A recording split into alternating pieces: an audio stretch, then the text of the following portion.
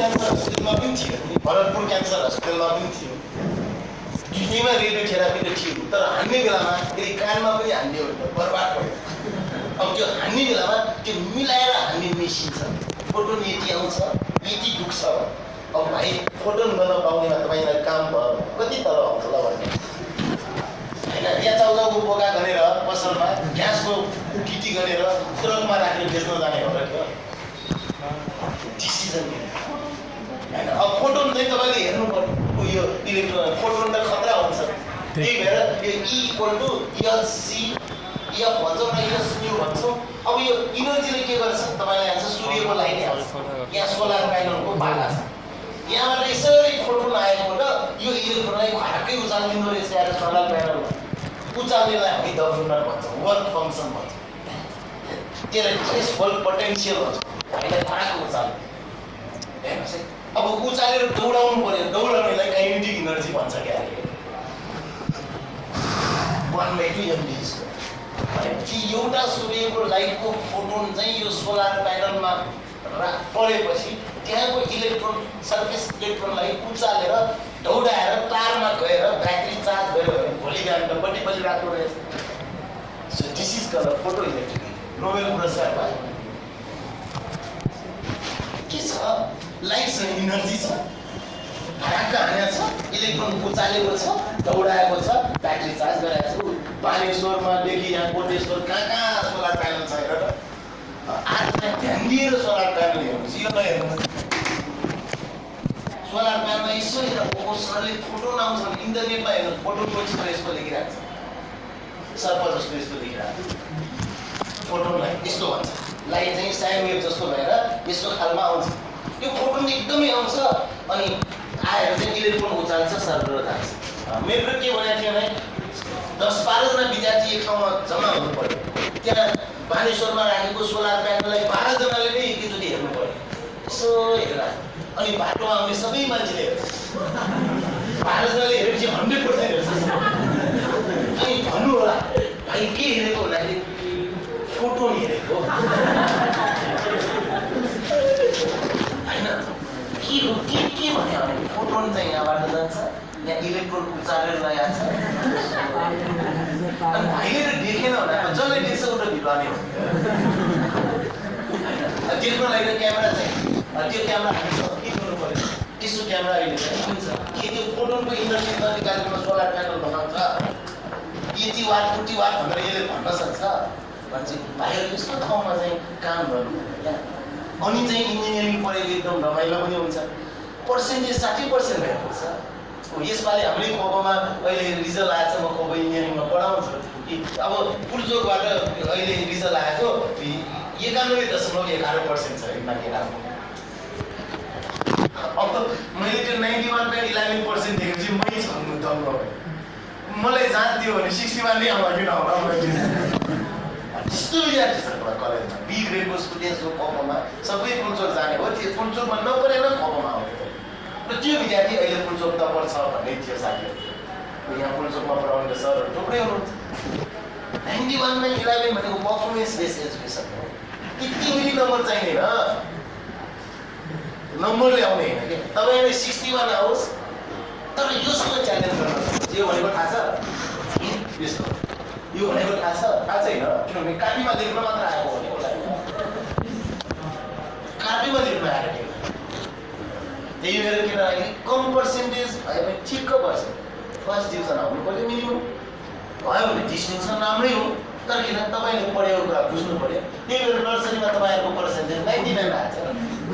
किन सबै बुझाएको छ, स्याउ देखाउँछ बुझाएको छ, के र देखाउँछ बुझ्यो, सबै बुझाएको छ, सबै बुझाएको छ। अहिले त नबुझिकन पढ्यो 99 त 69 मा छ। उसले पनि धेरै बुझेको छैन। त्यही भएर यसरी बुझेर पढ्ने हो होइन। के पनि गाह्रो छैन। यो कुरा याद गर्नु, जुन एकदमै कम छ। अब त्यहाँ फोटो धेरै हुन्छ, 10 to the power धेरै जुन एउटा। अब तपाईँले भनौँ न सिम्पली आज एउटा स्याउ खाएर आएछ, स्याउ नर्मली 200 क्यालोरी हुन्छ। 4.2 ले गुणा गर्दाखेरि जुलमा भनेपछि तपाईँले स्याउ खाने भनेको 840 जुल खाएर आएको हो भनेपछि एकचोटि धक्को चाल्दा 10 जुल खर्च हुन्छ भने 84 चोटि चाल्न सक्छ एउटा स्याउ।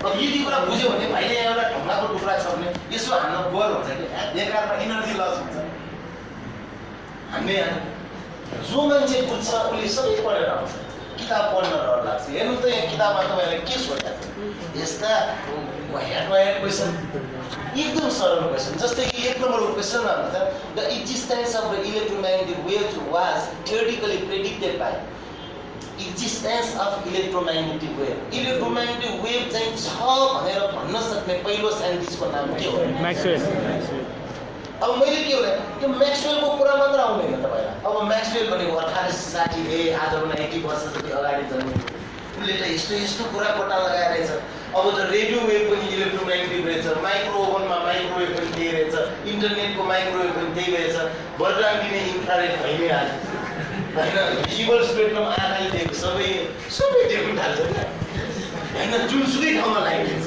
हस्पिटल गएर पनि लाइट देख्छ स्याउ किन गए पनि वेभलेन्थ कति भनेर हेर्छ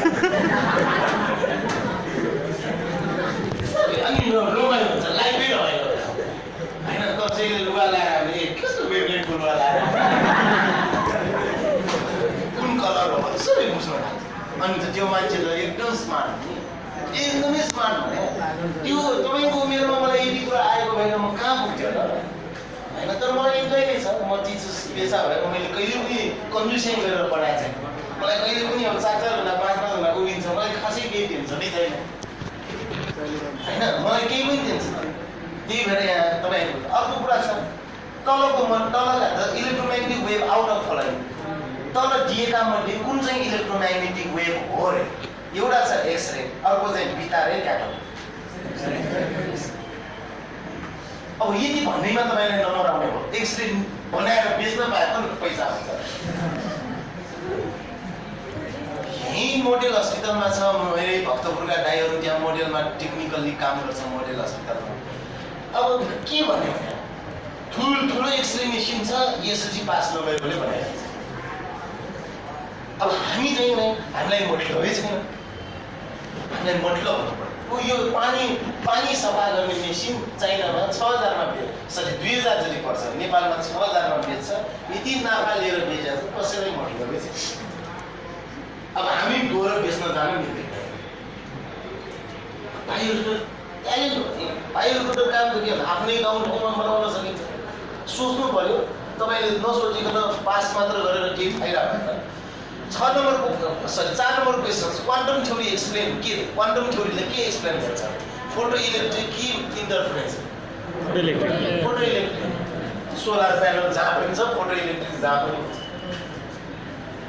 हैन त्यही भएर तपाईले चाहिँ के हुनु पर्यो भन्दाखेरि दिस इज कल्ड भिजुअलाइजेसन 6 नम्बरको क्वेशन एउटा यस्तो रमाइलो क्वेशन हो 6 नम्बरको क्वेशन कस्तो छ त भन्दाखेरि यसमा यहाँ क्वेशन एक्चुअली तपाईले म पढेर ल्याउँछु The nature of the light is corpuscular. Light को nature कस्तो हुन्छ रे corpuscular particle हो कि B wave C corpuscular and wave at the same time एउटै समयमा wave पनि हो particle पनि हो D corpuscular and wave in different time C answer चाहिँ यसको आन्सर चाहिँ के हो त wave र particle फरक समयमा हो D हो यसको आन्सर तर एउटा रमाइलो कुरा के त भन्दाखेरि 1927 सम्ममा 19 आज 2016 हो 1927 सम्ममा यो 6 नम्बरको क्वेशन्स आइन्स्टाइनलाई पनि आउँदैन बोर्डलाई पनि आउँदैन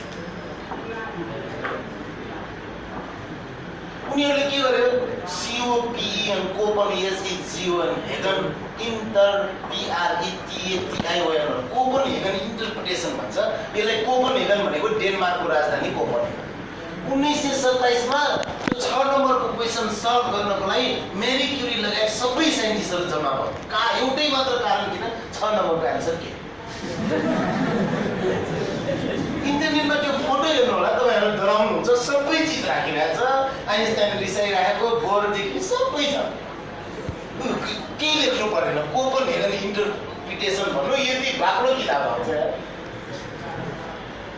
उले भनेछ कि यो लाइट भनेको पार्टिकल हो कि वेभ सँगै हो कि फरक समयमा आइन्स्टाइन भन्छ सी नम्बरको आन्सर मिल्छ भन्छ बोर भन्छ डी नम्बरको आन्सर मिल्छ कमसा बोरको साथी हाइजेनबर्ग आइन्स्टाइनको साथी सोरेन्जर्स हेर्नु न टिम मिलेको छ डिस्कस गरेको छ त्यही 6 नम्बरमा आखिर लास्टमा चाहिँ बोर्ड जित्यो बोर्डले के भन्यो त भन्दाखेरि when light is propagated light हिँड्न थाल्यो भने वेभ हुन्छ तर त्यो हिँडेर कुनै ठाउँमा ठोकियो भने पार्टिकल हुन्छ जुन बेला ठोकिन्छ वेभ भनेको हराएर जान्छ wave function is totally collapse भन्छ क्या मैले एउटा सेन्ट जेभियर्समा मास्टर्समा धेरै डिटेल पढाउनु पर्छ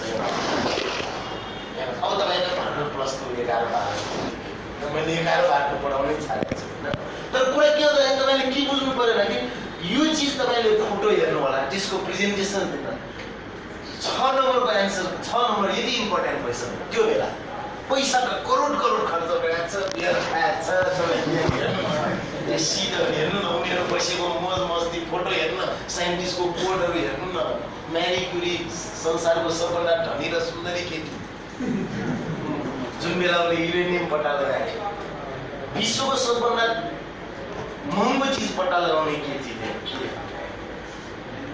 के भने म्यारी क्युरीलाई हामीले त कल्पना पनि गर्न सक्छौँ त्यही भएर भाइहरूले के विचार गर्नुभयो यसो क्वेसन चाहिँ नर्मली तपाईँहरूले गर्न जान्नुपर्ने अब तपाईँ अप्टिक्सको जुनसुकै किताब इन्टरनेटमा मैले भने नि वेयर तपाईँ पढ्नु होला चित्रहरू धेरै हेर्नु होला त्यहाँ फोटोहरू सबै आउँछ बिस्तारै बुझ्न थाल्छ अनि साँच्चीकै इन्जिनियर हुन्छ 4 वर्षपछि त तपाईँहरू एकदमै राम्रो भएर आउँछ एकदमै अनि कुनै प्रोफेसरले तपाईँलाई बोलाउँछ र आजकल नेपालमा पनि भइसकेको छ अब भोकेर पढाउने विद्यार्थी प्लस 2 मा त भोकेरै पढाउँछ हेर्नुहोस् विद्यार्थीलाई गाली गर्छ हजुर तिमीलाई योभन्दा बढी बट्टा के चाहियो भन्छ बट्टा धेरै चाहिन्छ योभन्दा बढी बट्टा भन्ने क्वेसनै छैन होइन बोर भने तपाईँलाई थाहा चाहिँ छ रदरफोर्ड भनेको चाहिँ बोर्डको सुपरभाइजर हो पिएचडी गर्दाखेरि अब रदरफोर्ड एटोमिक मोडेल आइसकेको थियो बोर्ड चाहिँ ठिकै बुझाएको छैन सरसँग जहिले झगडा गर्ने विद्यार्थी हो बोर्ड